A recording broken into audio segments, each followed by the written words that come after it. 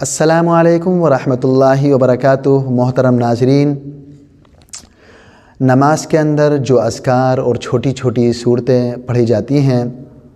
انشاءاللہ سلسلے وار ان کا ترجمہ اور مختصر سی تفسیر پیش کی جائے گی۔ اللہ تبارک و تعالی نے نماز کے بارے میں فرمایا ہے کہ نماز برائیوں سے اور بے حیائی سے روکتی ہے، لیکن آج ہم دیکھتے ہیں کہ ہماری نماز نہ ہمیں برائیوں سے روکتی ہے اور نہ بے حیائی سے روکتی ہے۔ اس کی بہت سی وجوہات ہیں، لیکن بنیادی وجہیں دو ہیں۔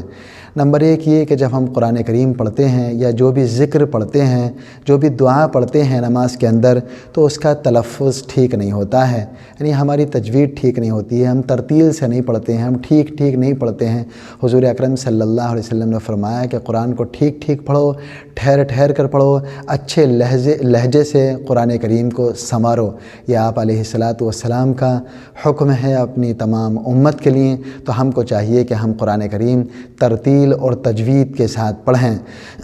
دوسری وجہ یہ ہے کہ ہم قرآن کریم کو یا جو اذکار جو دعائیں پڑھی جاتی ہیں ان کا مفہوم ہمارے ذہن کے اندر نہیں ہوتا ہے، جس سے یہ ہوتا ہے کہ ہمیں نماز میں یکسوئی نہیں ہوتی ہے، اور جو لطف نماز کے اندر آنا چاہیے وہ لطف ہمیں نہیں آتا ہے۔ ہمیں یہ معلوم نہیں ہوتا ہے کہ ہم اپنے رب سے کیا باتیں کر رہے ہیں، کیا گفتگو کر رہے ہیں، ہماری کیا بات ہو رہی ہے، ہم کیسے اس کی بڑائی کر رہے ہیں۔ تو ہم کو یہ چاہیے، اگر ہمیں اپنی نماز کو اچھا کرنا ہے اور اچھا کرنا ہی ہے، تو ہم اپنی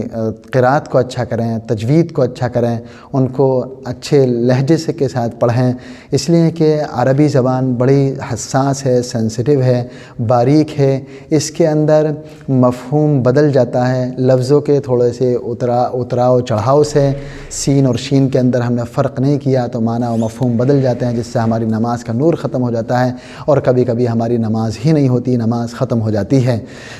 دوسرا یہ ہے کہ ہمارے ذہن کے اندر مفہوم رہے، ذہن کے اندر یہ رہے کہ ہم کیا پڑھ رہے ہیں، اپنے رب سے کیا باتیں کر رہے ہیں۔ تو آج ہم شروعات کرتے ہیں تعوذ یعنی اعوذ باللہ من الشیطان الرجیم سے۔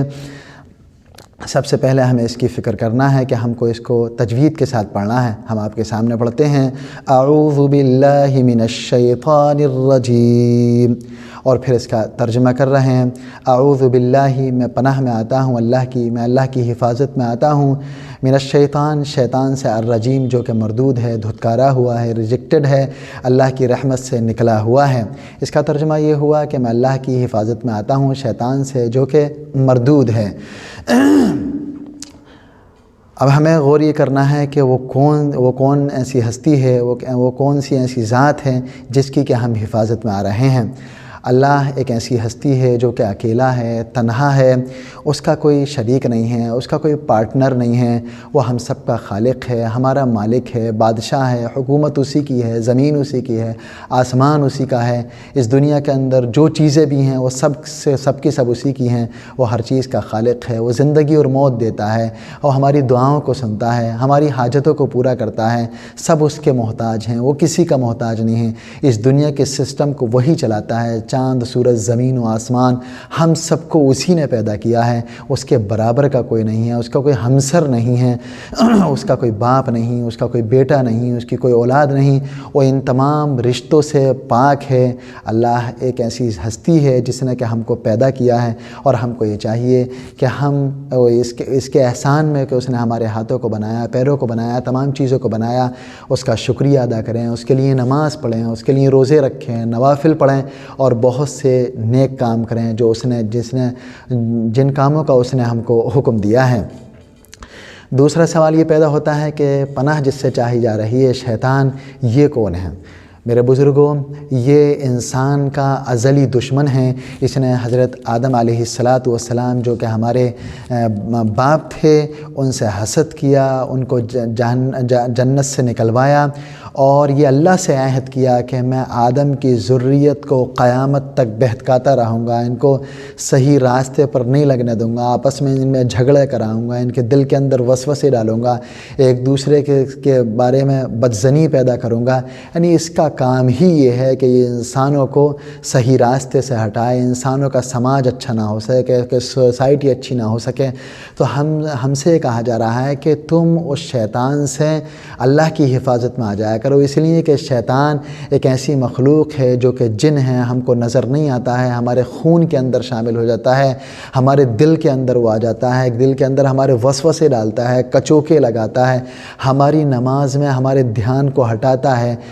توجہ کو ہٹاتا ہے، اور یہ ایسی طاقت ہے کہ جس سے خود انسان مقابلہ نہیں کر سکتا، میں مقابلہ نہیں کر سکتا، آپ مقابلہ نہیں کر سکتے، لیکن چونکہ اللہ اس کا بھی خالق ہے، اللہ اس کا بھی رب ہے، اللہ اس کو بھی پیدا کرنے والا ہے، تو ہم اللہ سے کہتے ہیں کہ اللہ ہم تیرے بندے تیرے سامنے کھڑے ہیں، اور یہ شیطان ہم کو بہکا رہا ہے، تیری عبادت میں ہم کو غافل کر رہا ہے، یکسوئی کو، ہماری توجہ کو یہ ختم کر رہا ہے۔ پیارے اللہ، اس سے ہم حفاظت میں آتے ہیں، جس کا ہم اپنے آپ مقابلہ نہیں کر سکتے، ہم اس کا دفاع نہیں کر سکتے، ہم اس سے نہیں بچ سکتے، اگر آپ ہم کو بچا لیں تو ہم اس سے بچ سکتے ہیں، اور ہم کہتے ہیں کہ یہ ریجیکٹڈ ہے، یہ مردود ہے، یہ آپ کی رحمت سے نکلا ہوا ہے۔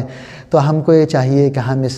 تعوذ کو بار بار پڑھتے رہیں، شیطان سے حفاظت میں اللہ کی آتے رہیں۔ یہ ایک ایسا دشمن ہے جو کہ دشمن ازلی ہے، تو ہم سب کو شیطان کے شر سے بچنا چاہیے اور اللہ کی رحمت میں آ جانا چاہیے۔ آج کی گفتگو انہی چند باتوں پر ختم کرتے ہیں۔ وآخر دعوانا ان الحمد للہ رب العالمین۔ السلام علیکم ورحمۃ اللہ وبرکاتہ۔